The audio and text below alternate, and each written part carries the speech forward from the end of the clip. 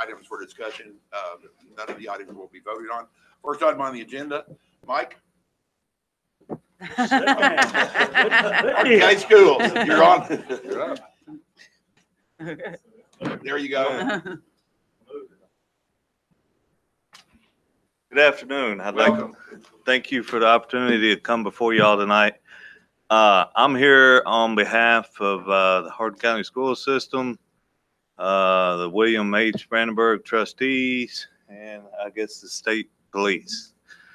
The school is currently looking to purchase about 18 acres on New Glendale Road from Mr. Brandenburg.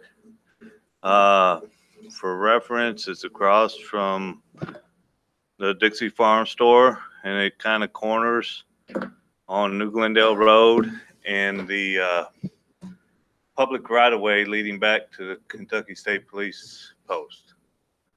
As a portion of doing a survey of the property, it's come to our attention that the driveway to the State Police Barracks is a dedicated public right-of-way, but it's not a city-maintained street. So I'm here on behalf of those people to request that the city accept that public right-of-way into the city maintenance system. We offered to sell it to them? Yeah. Pardon? We offered to sell it to them instead? I guess we're open to any ideas. Hey, Mike, street's being used right now, right? Yes, for the street was dedicated as public right-of-way via a plat in 1974. Since then, to my knowledge, the only user of the street was the juvenile center that was back there. Of course, the Brandenburgs own all that frontage along New Glendale Road, and I don't know if they ever used that driveway for access for farming purposes, but that property's basically been farmed for 50 some years. So over the last 50 years, to my knowledge, the only user of that street has been the juvenile center that was formerly back there and is now the state. They maintained it. Yes, the city's never maintained it. It was not and is not part of our maintenance system. So when we were contacted by the schools, when they were going through the platting process, that's when the discussion came up about the street and the maintenance of that, and we informed them that it's not in our maintenance system. So that's what brought them here tonight, like Mike said. And Mike, your request then is that the city take it into our maintenance system? Yes, sir. And would this be the only ingress, or would this be the only egress for the school as proposed? No, currently or would it be for the school? Well, currently the current plan shows using this as a means to get to the rear of the building, mostly for bus traffic.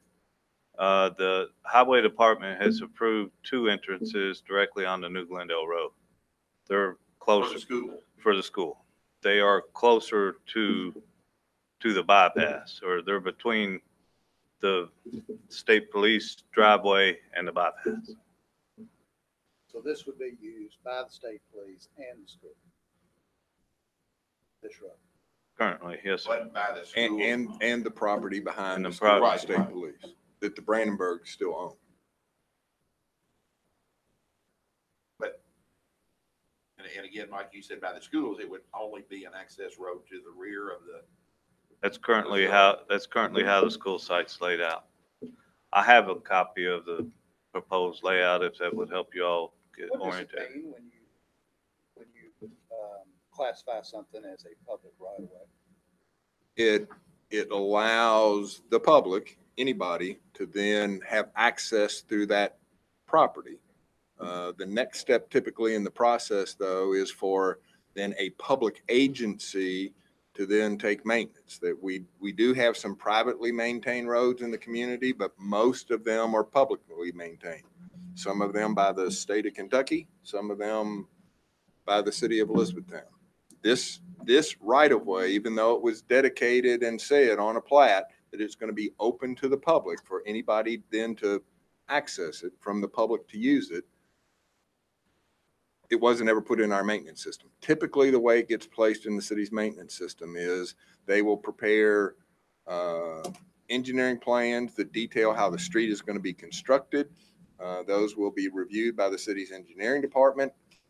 During the construction of that roadway, the engineering department would inspect it to make sure it's done to the city's standards. And then upon completion, it's accepted into our system because it's been built the way the city says, we want you to build a street, so we'll take care of it. As Mike points out, I mean, this was done back in the 70s. I don't even think the city had an engineering department back in those time period. We had a public works department. So, I mean, typically streets would have been reviewed somehow in the process back then.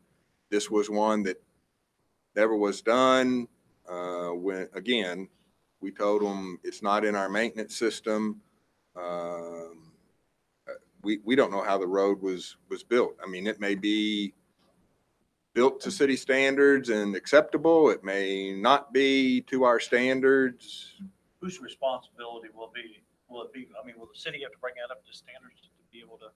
If we accept I it. guess so. I mean, if you all give an indication to them that you will accept it into the maintenance system, I mean, you all have to give them that indication. We'll accept it. I think Mike's asking you to accept it as is.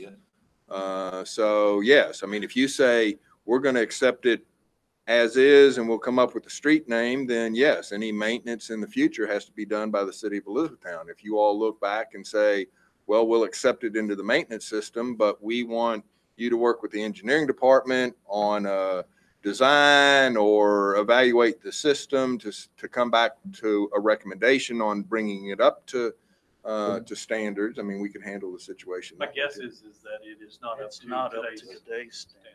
No, because our current standards for local streets are curb and gutter streets, and it's not a curb and gutter street. How long is the street? About 600 feet. And it's currently between 20, 21 feet of blacktop width, There's 21 feet of blacktop now. 20 to 21, and it's about 600 feet long. Mr. Billings, could we get a copy of those plans and layout? Yes, sir. Yeah. Guess too, from the staging of the buses, and then if the state police has to get out quickly, is there enough spacing there for them to do that? Or would that be a problem for them? That is why the state police is here. Have one, I'm sorry. That's all right. You're fine. This would be the bypasses over here. This is the state police barracks here. So here's the road question. Windmill Road, Dixie Farm Store. So the school currently is situated here with a ball field. So the north side, What'd you say the width of that street is? 21, 20 to 21 feet. Aren't we looking at 25 to 28? Isn't that our code? now? Our typical cross section, if it's curb and gutter, the minimum width is typically 24 feet. If it's an industrial section, I think that pavement width is also 24 feet. So, some of the city street standards go up to 30 feet in width. Where's the road in right now? Right over there's the road. It's the road currently. I think it ends at the second entrance to the state police. So they get two. Yeah. I think they have one here. Okay. Yeah, one up. One there. Y'all don't know me, I'm Matt Johnson, I'm the captain of the state police. Okay. Hey, Matt, How you doing? Welcome. Good, how are you all? Right. Well, thank you. Yeah, it's almost set out like a cul-de-sac here at the end of the roadway here, so it is a loop at the end. Mr. Brandenburg still owns some property here, some lots, he also owns lots. We're landlocked, this is our only ingress and egress out to the place. That was one of our concerns, was that we don't have a bunch of buses staged there to prevent us from getting out in the event of an emergency where it's a public safety issue. I think those have been addressed. My lieutenant at a previous meeting that I was unable to attend, and I think what they're planning to do is expand that and essentially make it 3 lanes. But when they do that, I believe that would have to have some relocation. Light poles that are right now up and down that road, as well as our sign that's out You're there. talking about expand and make it 3 lanes of the road that we're talking I about. believe so, and then one of them is dedicated solely to this. That might have Mike, where's your other egress? There's You got one, another there's one. This one. Okay. So again, But your request today, Mike, is that we accept the street as it is, correct? but you promised them to make it 3 lanes.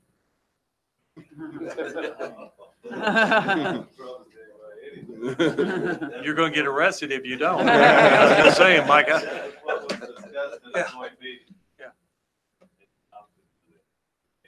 That's the only viable option, though. I mean, Yeah. we gotta be upfront about that. Yeah. That has to be, I whether the think city that has takes it to in or be not, it's there. gotta be 3 lanes. Because they've got to have a dedicated way out there, which means. I mean, I think there's other options other than building a 36-foot wide street to have a third lane in it. What would those be? Ed?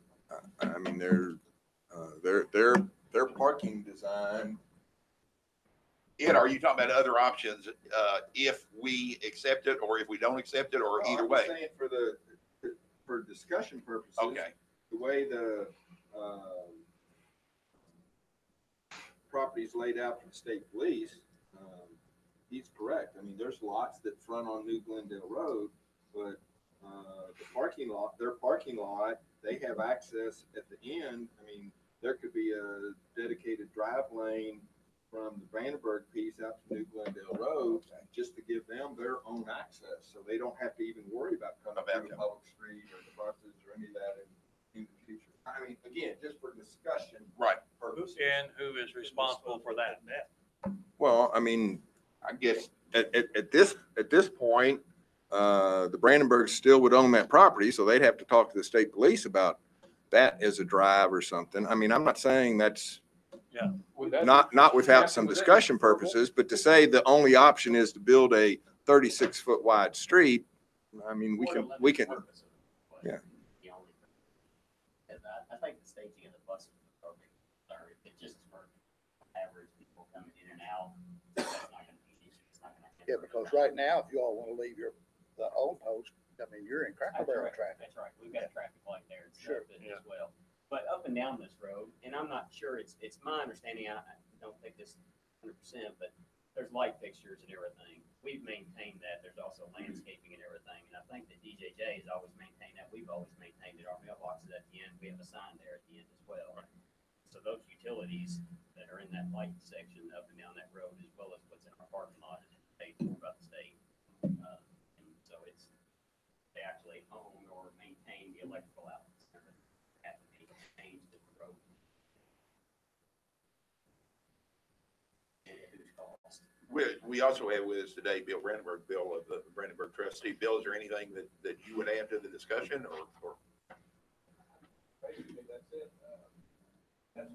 My parents dedicated that road in the 70s. I was assumed for 40 years that it's been a city maintained street. I don't know what you had to do in 74 to get that done. It's talking about what takes place today, but those parking weren't in place 40 years ago. Hey, surely that road's had some blacktop and things like that done to it over the years. It has to. Who's done that work? States. State. The state's done. Yeah, like I said, the city's never maintained that at all, but again, probably because there was a state agency sitting back there and the state, as he points out, they put in the lighting along there. The city didn't put the street lights in. We didn't do any of it. We've never maintained that as a public street. Ed, Is there? who would be the official owner of that road right now? See, The city? It's dedicated as a right of- public City. right of way. right away. But we haven't accepted it into our maintenance Okay. system. let me ask, is there anybody here from the school? John, How many employees you gonna have? You know what kind of payroll you're gonna have?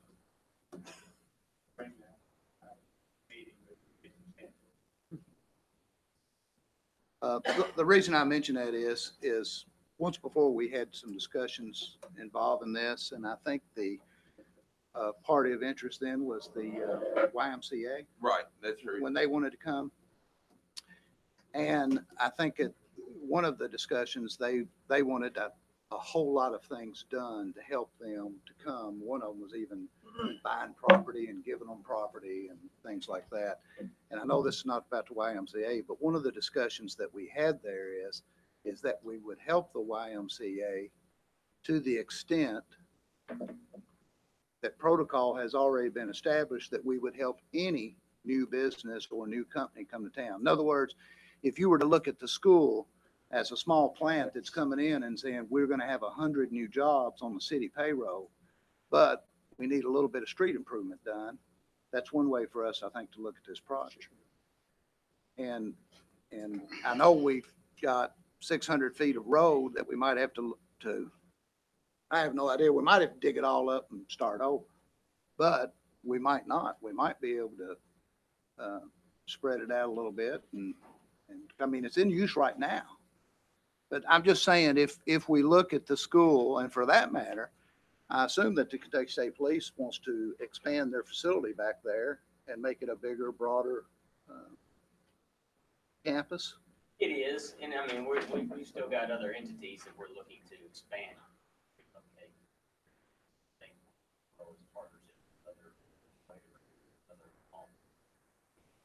There. So right now we're probably on a daily basis going to have somewhere between 50 to 60 personnel at least there.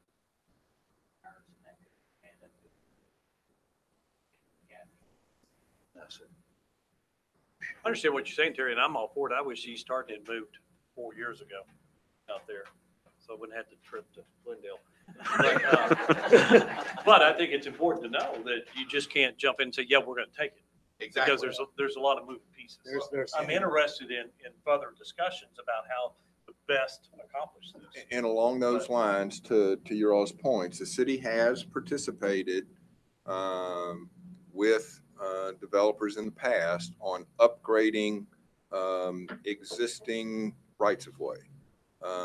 Typically the way that has gone is whoever the developer of the project is has been asked to do the engineering design work or the curb and gutter work, and then the city has typically done the paving, because we have an annual paving contract, as you all know, that's on your agenda in a week as an item for the next budget year. So that had been always the way the city has historically participated in those kinds of projects. What you'll hear from Mike and John is one of the problems that the school runs into is based on their funding arrangements, and they can explain it better than I can.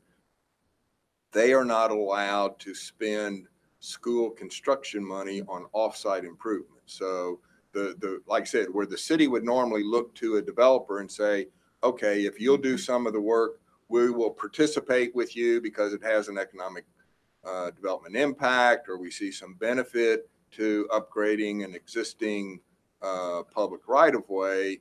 That's where some of the partnerships have taken place. And like I said, that's the situation the school's in. The road is off-site for them, so they can't spend school construction money on off-site improvements. Okay. Did I say that correctly? There may be a few areas where we could fairly minimal. We get some free lunches. Can't even give away free lunch. Free, right? Charlie, you're wanting to add something. Let me try to add a little bit. But this was maybe 7 weeks ago, Mike showed me the original plat, I think it was 1974. And I signed the plat. The city engineer. So we did have an They engineer. did have an engineer. Might have been the very first thing I done. Somebody wrote me late in front of me. So, but the way that, as Ed is trying to explain, the way that worked at that time, as hopefully we do it better now, but plat was accepted by the city as a right of way, but the city, until someone actually constructed a street and then requested that it be accepted by the city, the effort to go out situations down, and make sure someone, that done, that effort. It just didn't, that too, but, That's way out. yeah, if they wanna build it, we'll consider taking it, so that. And I think, about that time, so the state. The state actually. So I think what happened was, sorry, I don't recall exactly that, then I had to be reminded that I signed the hat, but I think what happened was the state came in.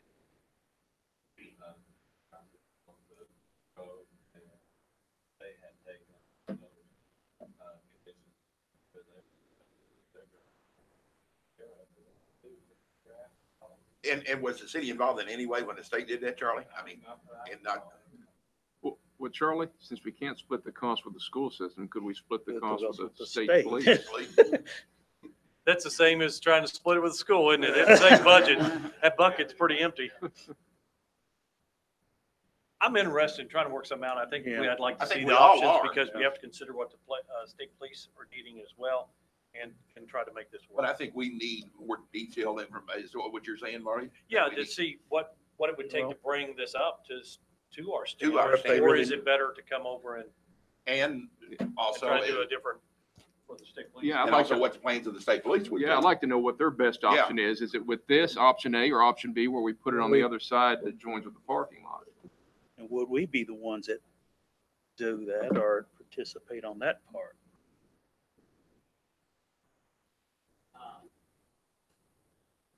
Yeah, I think that, from our standpoint, of course, I'd have to. So far, we've been maintaining that road. I think we constructed the road in one form or fashion, whether it was DJJ. Yeah. Right. We haven't done any legal looking at it. I don't know if there was any type of agreement, haven't done a title search on it or anything, none of that. I think ASD was simply signed over to us on it.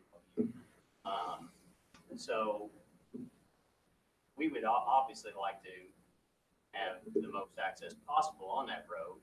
And really think that's probably fair unless the utilities are spread out amongst other people there, since the state constructed it. But we just don't want, we don't mind sharing it. We just don't want to get into an issue where it hampers operations and other things. We don't need.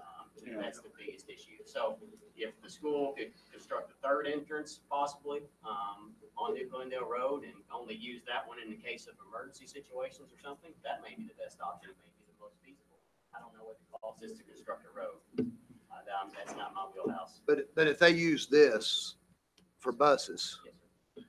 then obviously you're only during the school season and then you're twice a day Yes, sir. is what it boils down to. I see different schools have different issues. Like my children. Yeah. Literally, Robert Brook is shut down. So I don't know how East Hardin would be. I haven't seen the plans, layout, projections. Their bus drivers, get them moving. They don't hang around long. I would think Come out. Glendale would eventually have to be expanded if it's gonna happen. Especially in that section, yeah. Well, Mike, as I said before the meeting, obviously, we can't make a decision, at an informal meeting. It's only for discussion. But I think it's obvious from what you've heard. Yes, I think, speaking for the city, that we're interested in working with you all, with the state police and with the developer and doing what is necessary, but that we do need, I think, more specific information as to We had a who the partners are and we had a joint meeting with the city, the state police, the school board, Mr. Brandenburg, and the KYTC, the transportation cabinet, 2 or 3 weeks ago to kind of start this ball rolling. As Ed touched on, the school is kind of restricted on what they can do on off-site spending. Part of a school project, if it's in a state right-of-way such as New Glendale Road, the state transportation department actually funds that. It's kind of pulled out of the construction project. It's done by the same contractor, but the KYTC funds any work within the state right-of-way. So the first 30 foot of that off the edge of pavement is not factored into the equation, I guess, for what we're looking at. So based upon that meeting 2 or 3 weeks ago, the concept was to do a 33-foot wide road, which would be 3 11-foot lanes. The one lane would be dedicated for the state police. And we discussed doing a curb and gutter type street at that time due to the topography and the lack of ditch lines that are out there. We have provided the engineering department with a cost estimate to do that work for, you know, just for additional information for you. What is that number? About 200,000. That includes the pavement widening, the curb and gutter, and the utility relocation. Does that set up work for the state police?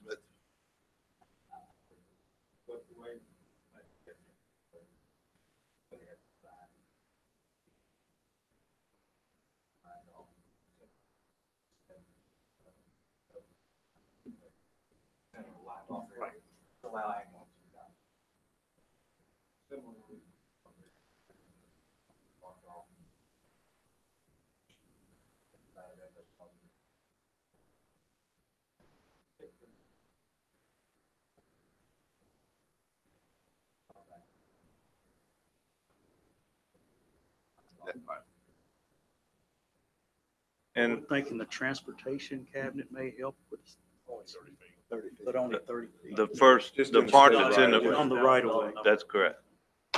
The part that's in the right of way of New Glendale Road, the transportation cabinet would help with. So basically 5% of the cost. 5%. Not very much, but. All right. Kind of also allow yourself a possibility of expansion as well, because there's significant property still behind there that's accessed by that road as well, and who knows what those tenants will be. And that type of concept, the 33-foot wide pavement with curb and gutter, was just kind of a starting point of what was the outcome of our meeting, joint meeting with everybody. And I guess I'll speak for the school as well. The way the setup is now is mostly for bus traffic only. The parents and staff would come in off of New Glendale Road.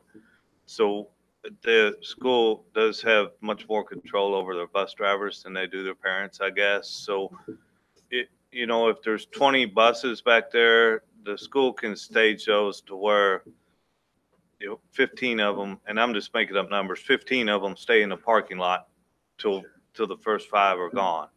So to, you know, try and help with the situation. I know a school bus is big. So they're not all stacked. So you don't have the whole 600 foot lined up with school buses at one time. I mean, they do have the ability to control that feature to try and help with it.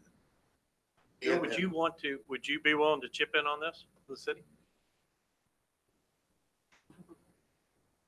My parents dedicated that street 4 years ago, as far as I know, but the city, I was under the impression that the city. I think it's one of those things that fell through the cracks, why it wasn't.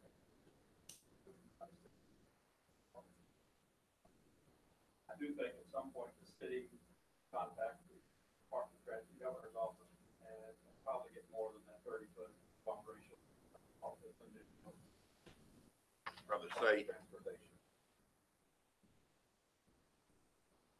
Reason I'm asking is one, you obviously trust benefits from selling of that property, but you also own that property in the back there that can be developed. It just helps. That's what I was gain looking at the access to, cul-de-sac, so. if it opened up back there.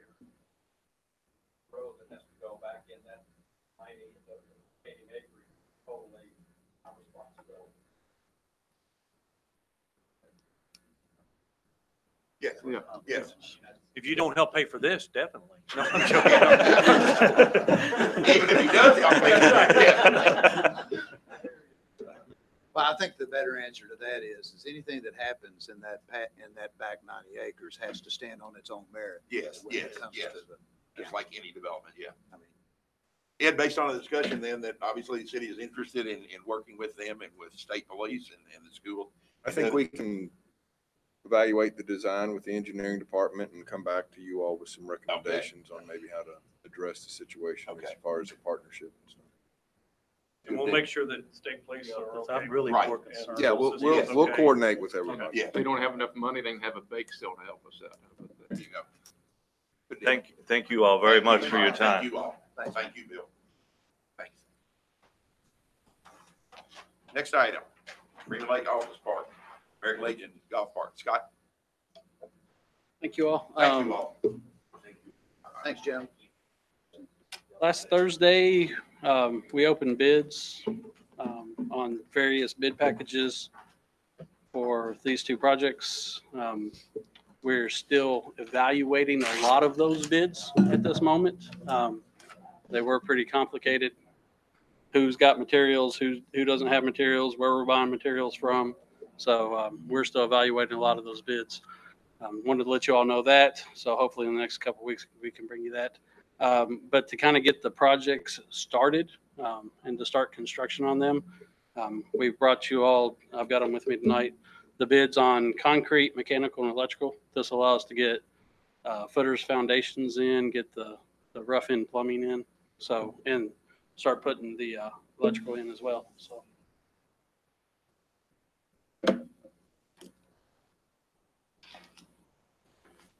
Talking with our construction manager, who's Tracy Helm, he contacted 4 concrete companies and thought all 4 of them were going to bid. We got a bid from 1.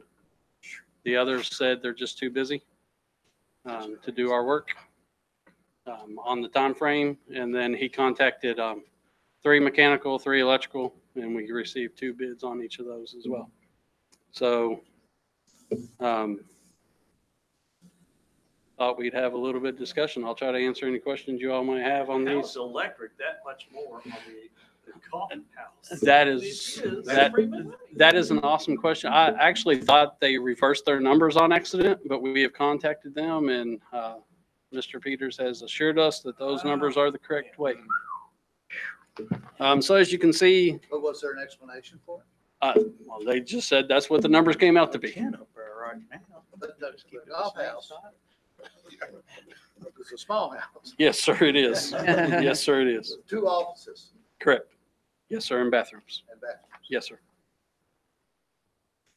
Yep.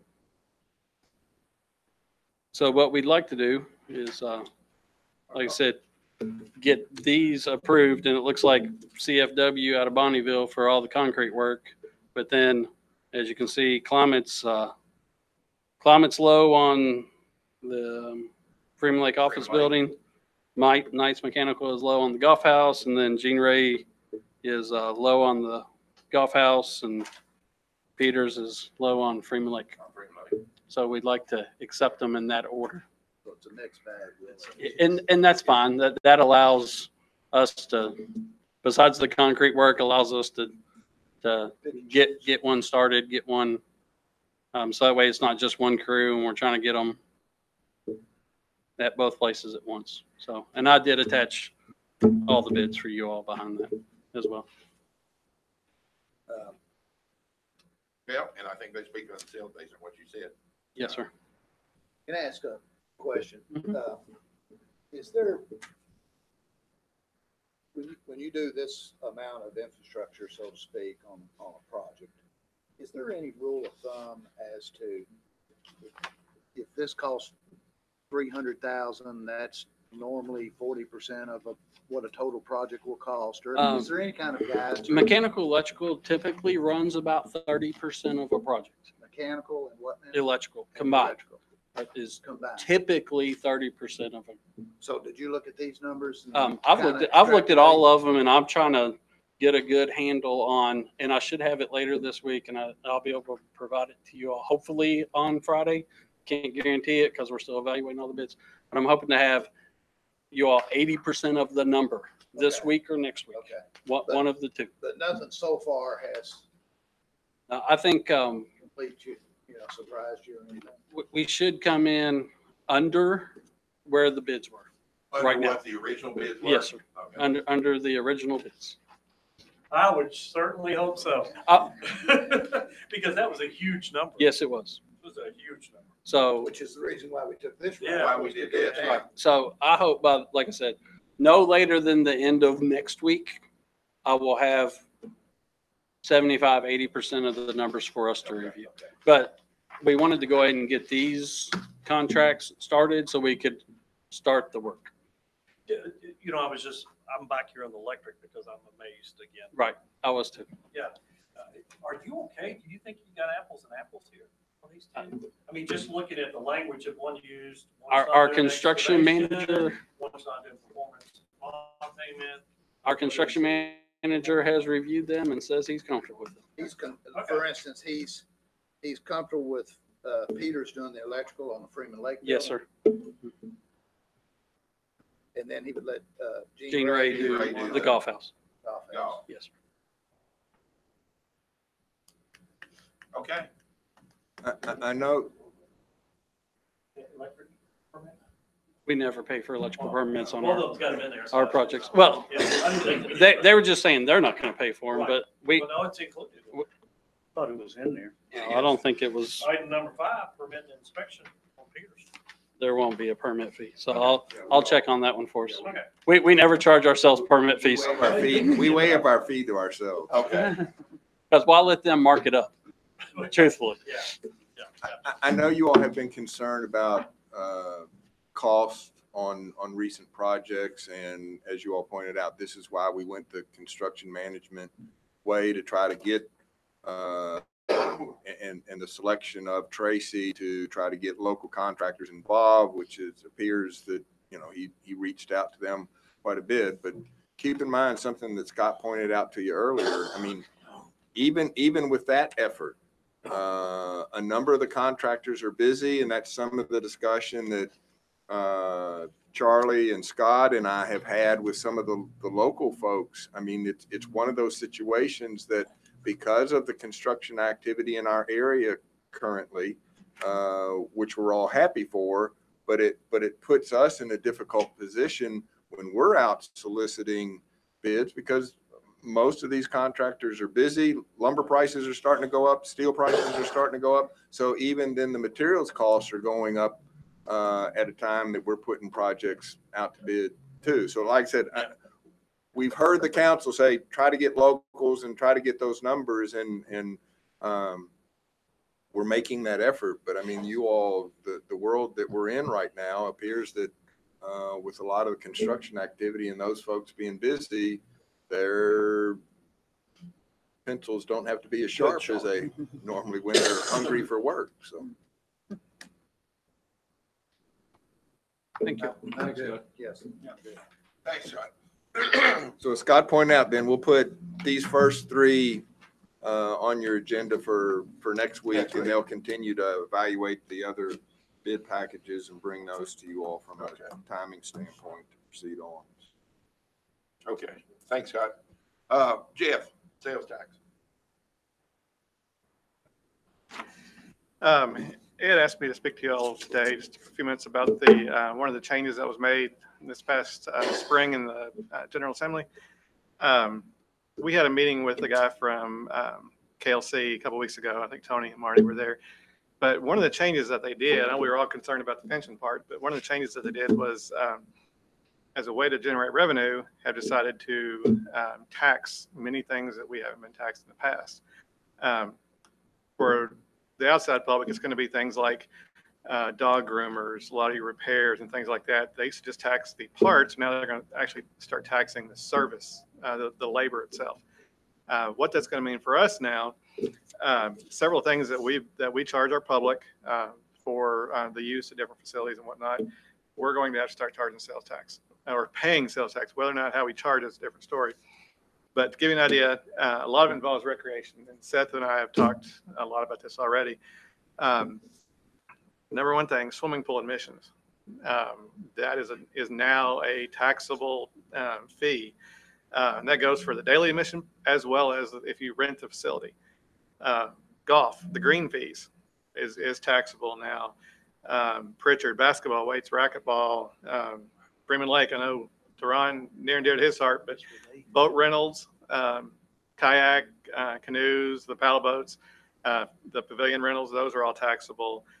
Sports park, field rentals, and that's going to be a huge tax right there. So if somebody comes in and runs to a tournament, that is a taxable fee. Also our events, things like concert tickets, wine festivals, things like that. Those are things that we need to start charging sales tax on.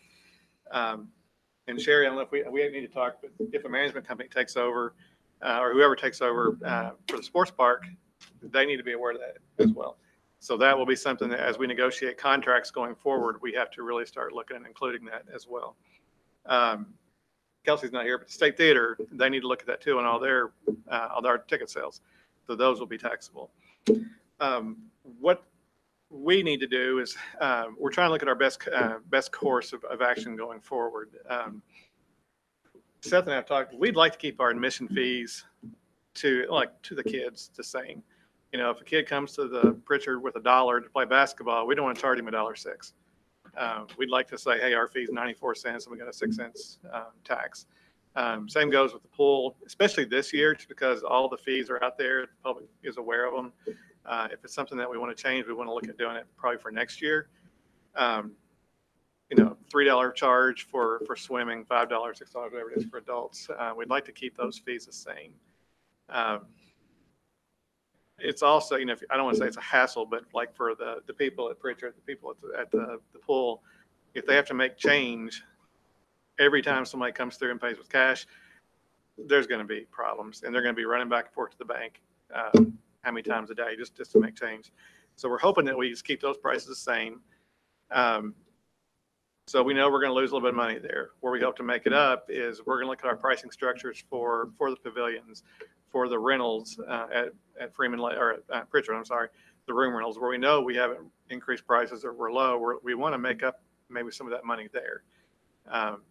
Same with the pool. We'd like to make up maybe if you rent the whole facility or the party rooms, because we know people aren't going to pay with cash all the time there. They're going to pay with the credit card or pay with a check. So it's going to be much easier to pay to add that sales tax there. Either way, when we pay it, remit it back to the state, what we have to do is we have to basically pay it on all those fees.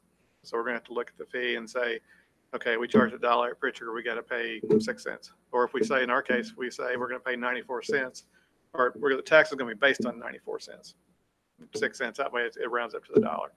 So we just have to make sure how we report it and how we base the tax figure on is the same. I've tried to look at what kind of numbers we're talking about. I looked at 2017, because that's a complete year. If you look at that number, we were looking probably at around $40,000 in sales tax is what we would be looking at. Again, that includes everything that we've gone through. We are paying sales tax already on some things, mainly concession stand sales at the sports park right now. But you don't charge that sales tax. You just pay the sales tax. I think they've already got the pricing structure included. Yeah, they're paying the sales tax on it. They don't say, okay, if a $2 hot dog, we're paying sales tax already included. Already included, right? Yeah. So this would not, that 40,000 would not include that. I know for all of our seasonal workers and help and part-time workers at the pool and stuff, I agree with you that to have the sales tax included in the price is the best way to do it. And then we just adjust the price. Make changes. I was gonna say, we can't make change. It's not something taught Well, very the much other thing in is school. they don't always have change. Right. Yeah, you're going to run out if you have to give 6 cents for every dollar out there. No, we're not. No. But the good thing is on that 40,000, things that we know we can change, like we can charge concert fees. You know, we sell all the concert tickets. We can start charging that on that because that's something that's going to be easy to collect. What we don't want to really, what Seth and I have talked about, we would rather not start charging that fee on are your daily admission to things at Pritchard, to things, you know, the boat rentals, the little small amounts. I know they add up, but if you can go and pay with $1 or $3 or whatever, we'd rather not have to charge the tax on that. But Jeff, did you say individually, we're still going to have to show the state? Yes. Yes. The amount on the boat rental and every item, okay. And I've talked to somebody from the state, and he said that if we choose to include it, just put a sign in there saying 6% sales tax is included in the price of admission. Otherwise, then you get into, okay, you got to print a receipt out, and it's got, okay, $1 or 6 cents or 94, whatever, you know, that situation. So that's what we're looking at. We're looking at our prices for our facilities. So if you cut that 40 in half, then you may be talking 20 for the second half of the year. But that would even be less because now we can, like the concerts we have upcoming, we can start charging that tax on that immediately. We need to start looking at our rentals for sure and charging it now because a lot of the revenue that we're going to get in the second half of the year is actually for rentals next year. So the longer we wait, it just starts putting that farther out. what about the people that have already booked? That's revenue already. We've already kind of accepted that revenue, so we don't have to pay it. It starts July 1. But we've already accrued that revenue on the Yes. books, so we don't have to, we won't even be responsible for the sales tax. Right. The way we're going to report it is based on anything from, like, when we report in August for July, we'll say July 1 to July 31st. That's what our revenue is. And since we're already paying sales tax at Sports Park, we're going to use their sales tax number. We don't have to get another one. So we'll work with them and we'll just add our revenue onto that. There are a few things that's kind of up in the air and we're trying to get clarification. One person has told me no, one person has told me yes, but things such as fishing licenses, are they taxable? I've heard different stories on those. When we have our cruising and BBQ and we charge a booth rental space, we're trying to find out if those are taxable or not. And then a room like the Mulberry Room, second room is not, we don't have to charge on that one. But if we rent out the entire Pritchard facility for something like we always have the consignment sales down there, I think that is taxable because it is for a for-profit. Why wouldn't the other? Why wouldn't the other? How about the other That rooms? statute says all. Well, we got something just a couple days ago that says typical meeting rooms are not taxable. Now, if it's for an entertainment purpose, like if you're renting a party room, that specifically says party rooms, birthday parties, but it says a meeting room is not taxable. Is So- Jerry, I'm just, Hey, what, hold on, Jerry? hold on. I know. Put it in pencil because Yeah. it's all gonna change. Yeah, it will. Yeah. But as of now, it says it says a meeting room is not taxable. So So does that mean, Jerry, at the tourism, will the meeting room be taxable? I'm just curious. at first I thought yes, but I don't think it will now based on. No. Today, no. Right, yeah, exactly. Well, Yeah. first, no. Now, Okay. August or. Yeah. So that's across the board is our understanding. Yes. Yeah. So instead of having a party, I'm gonna have a birthday meeting. You have a meeting. Yeah. Birthday. So Yeah. what would be the case with Hardin County Chamber of Commerce? Would they be taxed or not taxed? I don't think they would be taxed. I think part of it is the purpose. The reason I brought up the consignment is because that is basically they're having a business in there. So I think that we would charge them sales tax. They would have their weekend business that they're going to do. And then, of course, I guess they're charging their Oh, sales to the tax. well, yeah. Chamber's tax. Yeah. But I think something like that, I think if it's just a meeting, then I don't believe it's taxable. So I think a lot of it has to do with the function of what it's going to be used for. Yeah. Schools are gonna, the schools are supposed to charge for ball games and things like that. Yeah. That's been. It's going to be. They haven't, I mean. Yeah, and of course, as JD was talking about, what is it, the first 50,000 of fair Yeah, income? we used to be exempt first 50,000. We're one of the few fairs in Kentucky that paid sales tax on the gate because we always got money back through grants and things. And so we thought that was a fair thing to do. But I bet you out of the 87 fairs, there's 7 that pay sales tax on the gate. We were one of them. This is an internal committee, right, that's making. Yeah, it's, Yeah. and I forget how much, what the amount of revenue. I mean, it was a considerable amount of revenue they thought they could generate with this. But it's going to be a hassle to everybody that's got to do it. And I guess the last thing I would say too, it is inclusive of, like, say, if we'd have a concert or we do anything at State Theater and they put their fee on it. I think it's like a $5 fee on a lot of their tickets, and then there's a credit card processing fee.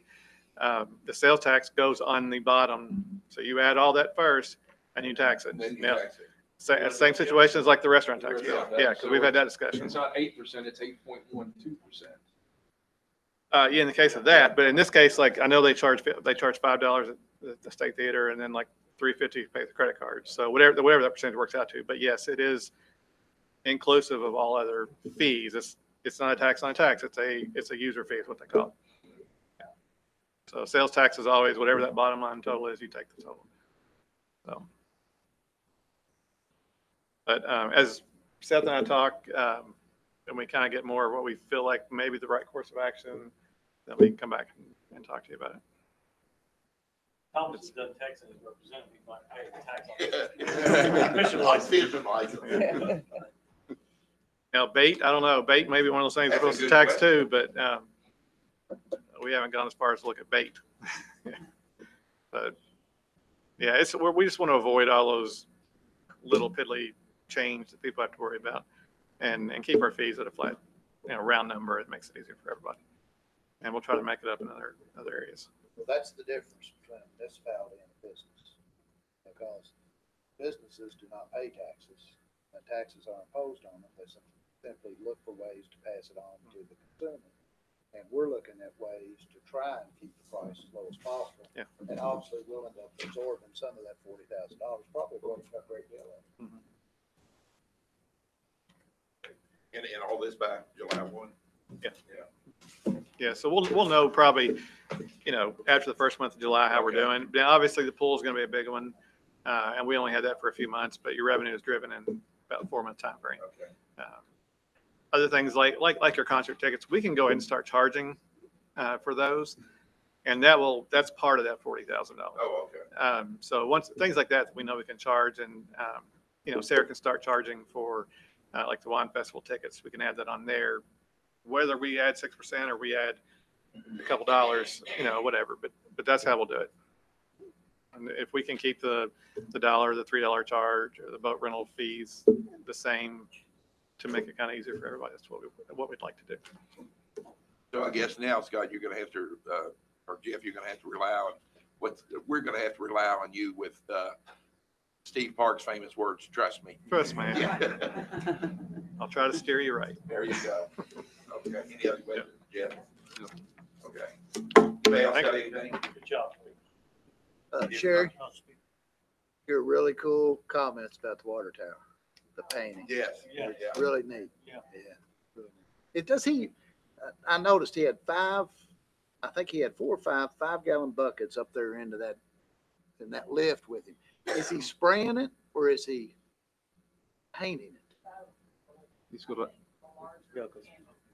I saw him spray it. I saw it. he's got a little 3-inch brush. Yes. He does a lot of detail work. The closer you get to it, the better you see the detail, the further away you get. That's pretty cool. I saw It is. spraying. I said, why is he spraying that? Okay, we are adjourned. Thank you. Good job, Mr. Speaker. Speaker. Um,